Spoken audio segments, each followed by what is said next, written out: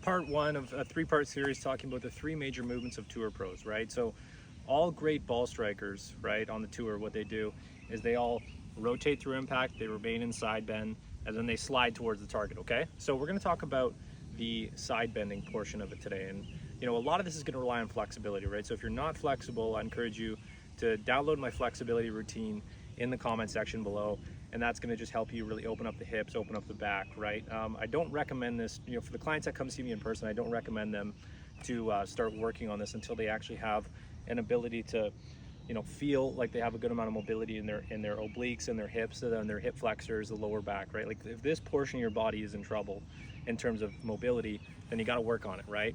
I'll tell you a little story about my game.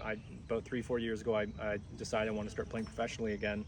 And you know, I spent probably about 2 to 3 months just working on mobility because I knew there were some major inefficiencies based upon a TPI screening that I had done.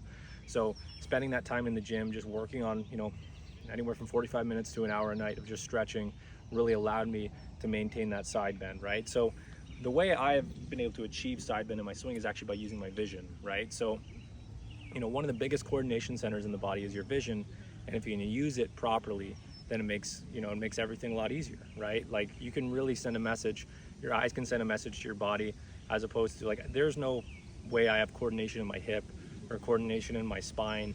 It's all gonna come from the eyes here, right? So the way I'm gonna do this simply is by setting up to the ball, right? And then I wanna feel like my posture is a little bit more leaned over, right? So I'm, you know, I start out tall, lean over like that, right? So I'm bending from the hips. You've probably heard that before. And then I just want to maintain the structure here where I'm looking into the target with my side vision. So I'm going to release my head a little bit earlier, and then I'm looking at it from the side view. I'm not looking at it like this. And it starts in my actual pre-shot routine. So in my pre-shot routine, I'm going to set up to the ball, make sure I have that nice amount of hip bend, and I'm going to look up at the target with my neck, or sort of my chin tucked, and look at it like this, right? And then just hold that position there. And then as I come through, I'm going to try and maintain that position with my head. So you can see there, my head is tilted and my spine angle has remained in a nice amount of tilt.